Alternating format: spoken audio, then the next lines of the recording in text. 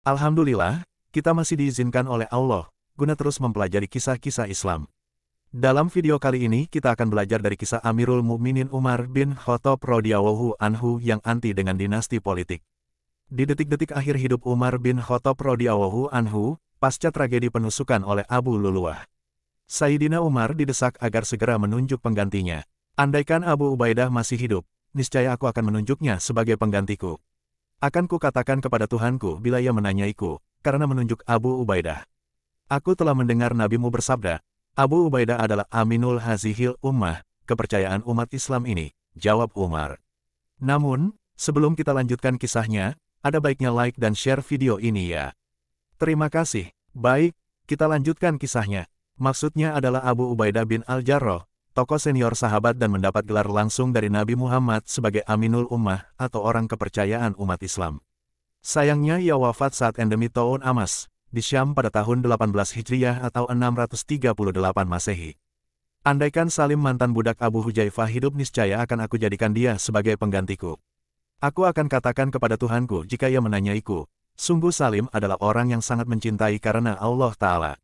Maksudnya adalah Salim keturunan Persia yang dahulunya seorang budak yang kemudian dimerdekakan oleh Sabitoh, istri dari sahabat Abu Hujaifah bin Utbah.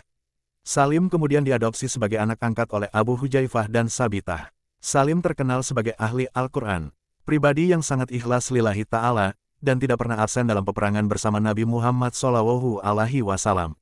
Ia wafat pada Perang Yamamah pada tahun 11 Hijriah atau 632 Masehi di masa pemerintahan Abu Bakar.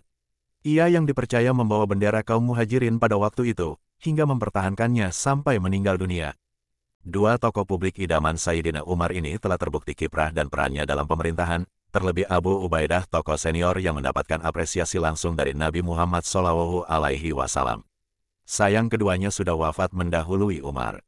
Tak kehabisan akal, kolega Umar pun mengusulkan Abdullah, anak Sayyidina Umar sendiri. Salah seorang dari mereka memberanikan diri berterus terang kepada Umar. Aku tunjukkan kepadamu, bagaimana kalau? Abdullah bin Umar, usulnya.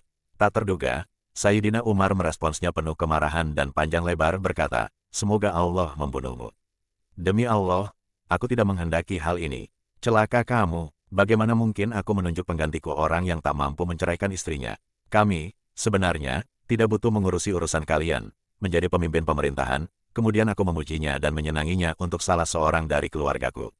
Jika menjadi pemimpin, itu baik, maka aku telah melakukannya, dan jika hal itu buruk, maka telah disimpangkan dari kami.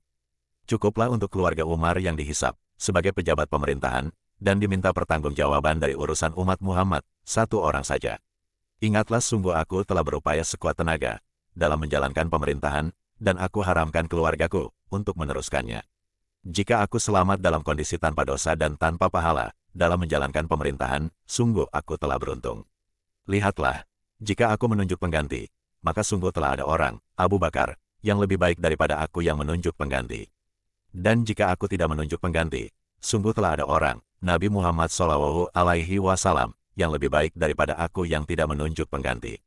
Sebagaimana kita ketahui, Nabi SAW tidak menunjuk penggantinya untuk memimpin umat Islam, sementara Abu Bakar telah menunjuk Sayyidina Umar secara langsung. Keteladanan Sayyidina Umar bin Khattab yang enggan menggelar karpet merah untuk keluarganya dalam politik praktis, menjadi teladan bagi kita semua untuk mengedepankan meritokrasi sebagai sistem politik yang berdasarkan pada kemampuan dan prestasi, bukan pada hubungan kekerabatan atau kekeluargaan. Bagi Sayyidina Umar, orang yang layak menduduki tampuk kepemimpinan atau pejabat publik adalah orang-orang yang benar-benar memiliki kualitas, kapabilitas, dan prestasi dalam pemerintahan. Sayyidina Umar juga memberi keteladanan bahwa tidak semua anggota keluarganya harus terlibat dalam pemerintahan. Sebab, keterlibatan dalam pemerintahan bukan kebanggaan baginya, akan tetapi merupakan peran yang harus dipertanggungjawabkan di hadapan Tuhan. Dengan meneladani Sayyidina Umar yang anti dinasti politik, kiranya bangsa Indonesia dapat memilih calon-calon pemimpin yang berkualitas.